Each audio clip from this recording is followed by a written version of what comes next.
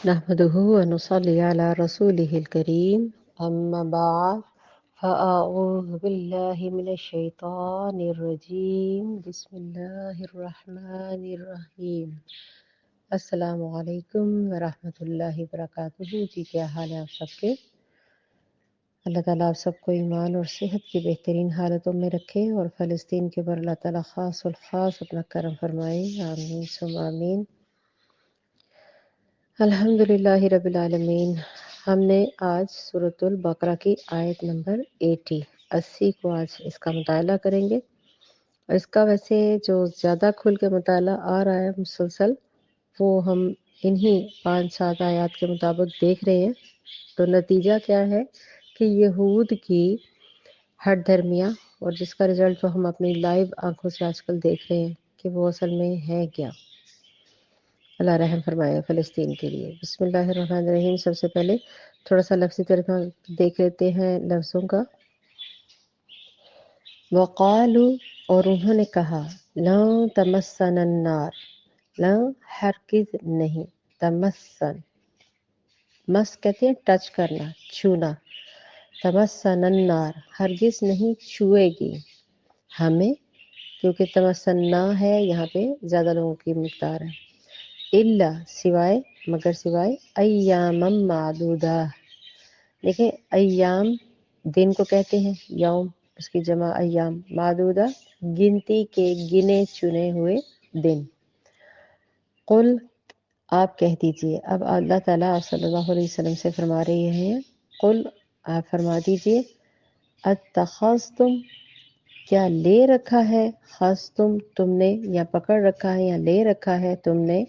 عند اللہ اللہ تعالیٰ سے کوئی عہد، کوئی عہد آپ لوگوں نے اس کے حوالے سے لے رکھا ہے، عہد وعدہ، کوئی بھی کسی قسم کا عہد جو ریٹن فارم میں ہوتا ہے۔ فلن یخلف اللہ، فلن تو ہرگز نہیں، یخلف اللہ خلاف کرے گا اللہ، عہدہ لفظ کو توجہ دیں، عہدہ اپنے عہد سے، اس کے اپنے کی طرف اللہ تعالیٰ نے اشارہ کیا ہے۔ ام یا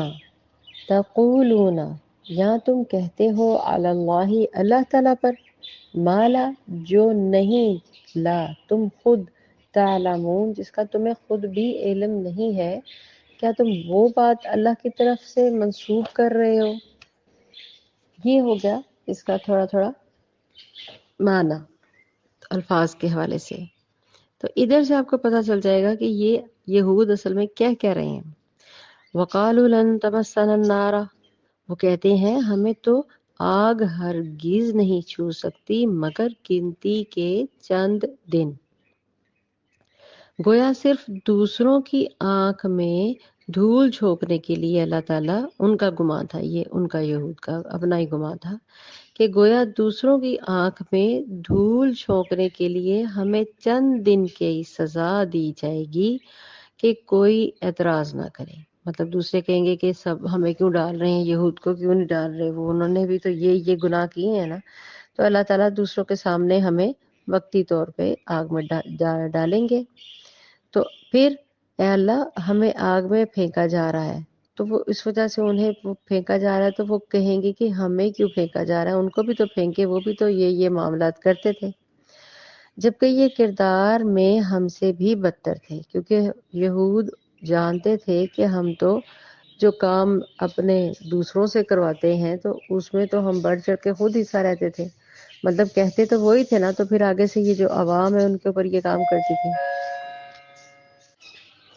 چنانچہ ان کے منہ بند کرنے کے لیے شاید ہمیں چند دن کے لیے آگ میں ڈالا جائے گا، پھر فوراً ہی نکال لیا جائے گا۔ کل اتخذتم عند اللہ عہدا، ان سے کہیے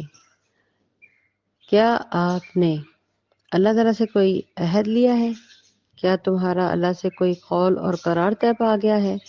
مطلب کہ آپ صلی اللہ علیہ وسلم کو کہا جا رہا ہے وحی کے ذریعے کہ ان سے کہیں کہ کیا اللہ کی طرف سے تمہارے ساتھ کوئی قول یا عہد قرار دیا گیا ہے کہ تم اس طرح کی بات کہہ رہے ہو۔ فَلَن يُخْلِفَ اللَّهُ عَهْدَهُ، کہ اب تمہیں یہ یقین ہے کہ اللہ اپنے عہد کے خلاف نہیں کرے گا، مطلب کہ پھر اللہ تعالیٰ کو ان سے مزید یہ سوال ہے کہ اللہ تعالیٰ تمہیں یہ یقین ہے کہ اللہ تعالیٰ اپنے عہد کے خلاف نہیں کرے گا، اپنے وعدے کے خلاف نہیں کرے گا، کیونکہ یہ تو ان کا اپنا ذاتی گمان تھا نا۔ اس حوالے سے پھر اللہ تعالیٰ ان سے کہہ رہے ہیں ام تقولون علی اللہ ما لا تعلمون، کیا تم اللہ کے ذمے وہ باتیں لگا رہے ہو جنہیں تم خود نہیں جانتے۔ حقیقت یہی ہے کہ تم اللہ کی طرف سے اس بات کو نسبت کر رہے ہو جس کے لیے تمہارے پاس کوئی علم نہیں ہے۔ اسی بات کو مزید جو آگے والی آیت آ رہی نا 81، اس میں اس حقیقت کو زیادہ کھول کر واضح طریقے سے بتایا گیا ہے کہ یہ بیسیکلی ان کا عقیدہ کیا تھا، ان کے اندر جو مسئلے مسائل تھے وہ کیا تھے۔ جیسے کہ وہ گواہ کر کے بیٹھے ہوئے تھے وَقَالُوا لَن تَمَسَّنَا النَّارَ إِلَّا أَيَّامًا مَّعْدُودَةً، کہ انہوں نے کہا جہنم کی آگ ہمیں ہرگز نہیں چھوئے گی مگر گنے ہوئے گنتی کے چند دن۔ اس سے مراد آگ ہمیں تھوڑے دن ہی چھوئے گی،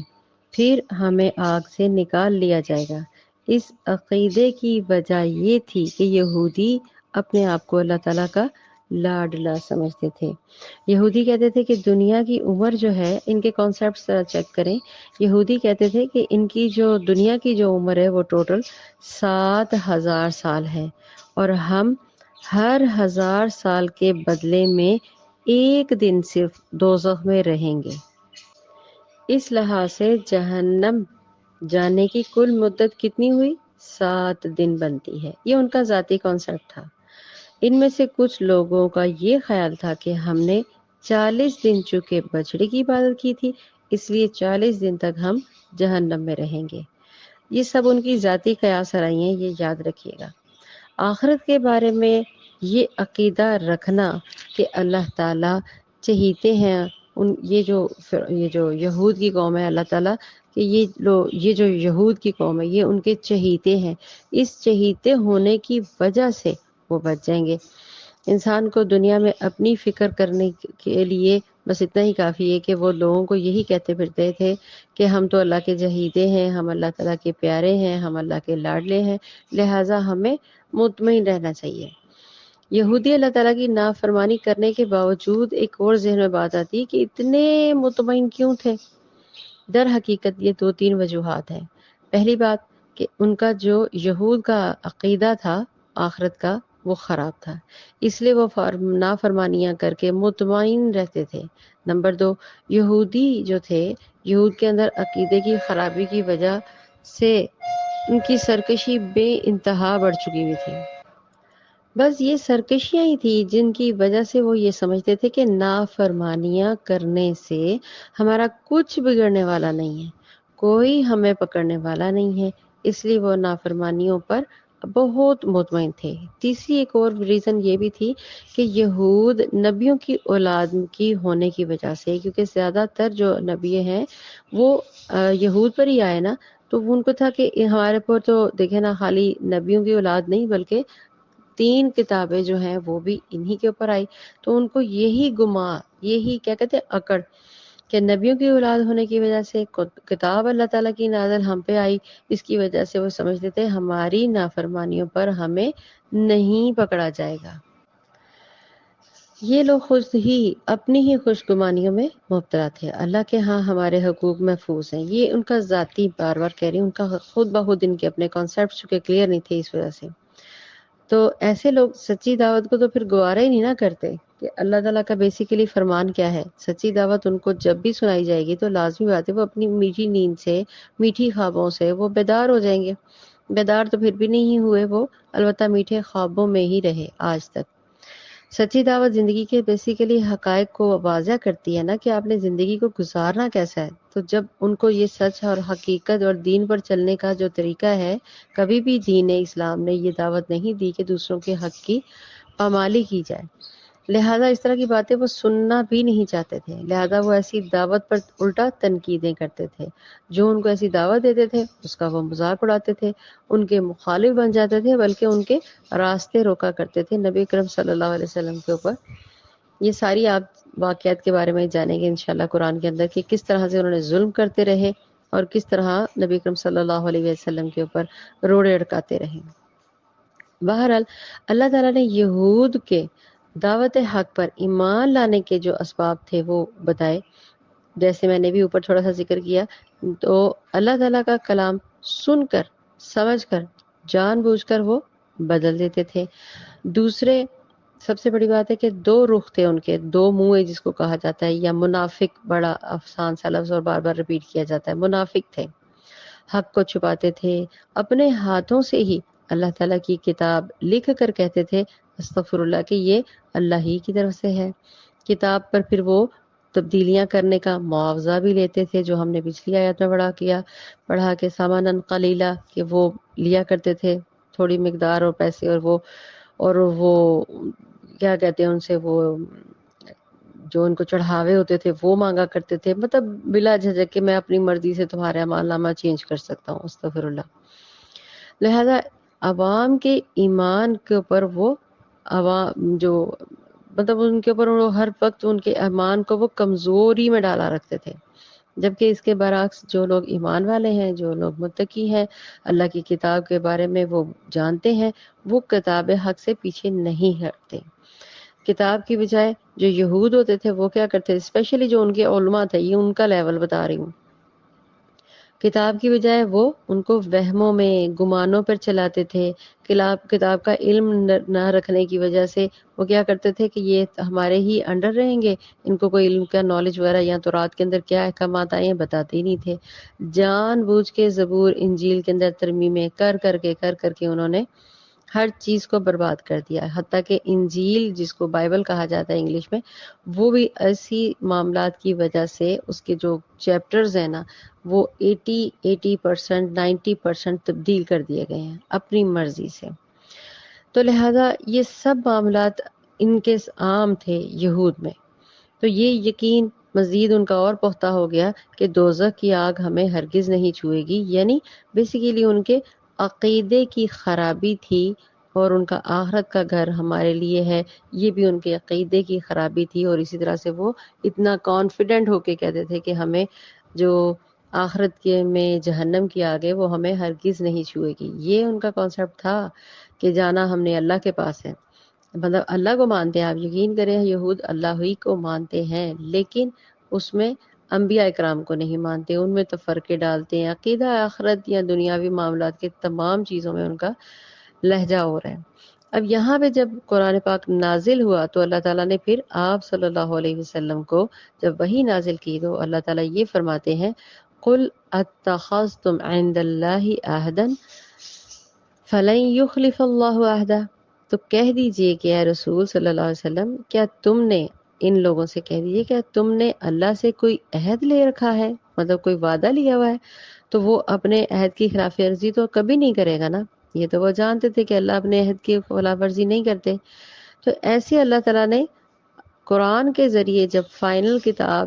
مکمل اور جامع کتاب قرآن نازل فرمائی، تو رسول اکرم صلی اللہ علیہ وسلم کے دور میں بھی جب یہود ان سے اختلاف کرتے اور کہتے کہ اے نبی آپ کون سا نیا دین لے کر آ گئے ہیں، ایسا تو کچھ نہیں ہماری کتابوں میں، اور اس طرح کے معاملات ہیں، اس طرح کے معاملات ہیں، تو یہاں پہ یہ اگلا جو حصہ اسی حوالے سے آیا ہوا ہے کہ کیا اللہ تعالیٰ نے تم سے عہد لے کر رکھا ہے؟ ایسا ہے تو وہ عہد چکنی ہرگز کرنے والا نہیں ہے۔ تم ایسی بات کہتے ہو جس کی حقیقت سے خود بھی واقف ہو۔ دیکھیں نا، جب وہ خود بھی نہیں جانتے تو یہ غلط فہمیاں، اور آرام سے یہ کہہ دینا ام تقولون علی اللہ ما لا تعلمون، کہ وہ ایسی بات اللہ تعالیٰ کے اوپر منسوب کرتے جس کے بارے میں وہ خود بھی نہیں جانتے تھے۔ علم کے بغیر اللہ تعالیٰ کے ذمے کوئی بات لگانا سب سے بڑا حرام ہے، سب سے بڑی برائی ہے۔ کیا رسولوں پر ایمان لا کر پھر ان کے اوپر اطاعت نہ کرنا، پھر اللہ تعالیٰ کے عہد، اللہ تعالیٰ سے جیسے انہوں نے عہد لے رکھا ہو، تو اس معاملے میں یہ بات یہاں پہ ڈسکس کی جا رہی ہے۔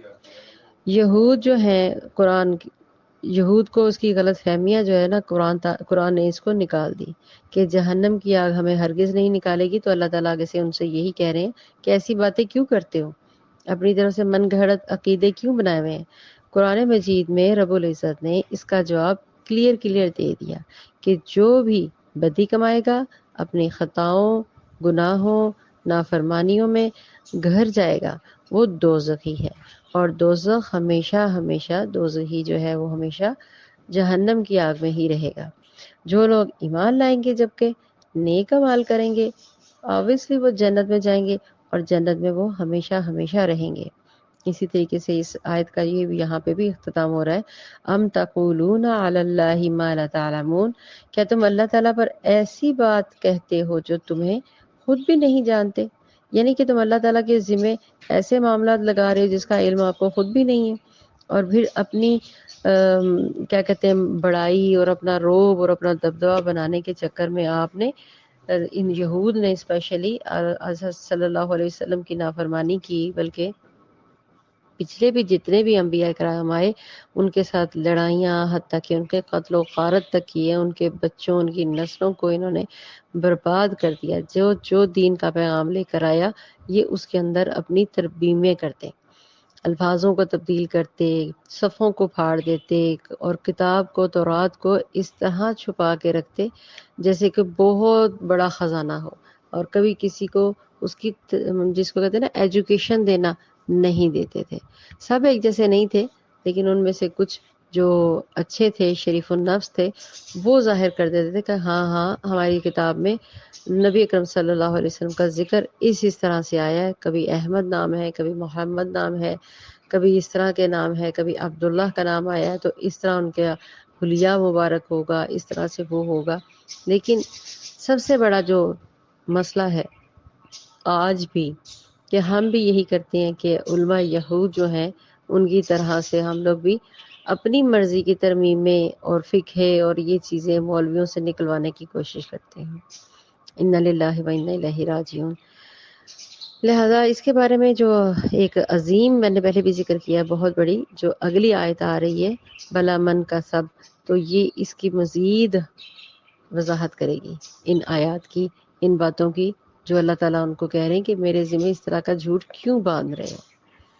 وآخر دعوانا ان الحمد للہ رب العالمین۔ السلام علیکم ورحمۃ اللہ وبرکاتہ۔ سبحانک اللہم وبحمدک، اشہد ان لا الہ الا انت، استغفرک واتوب الیک۔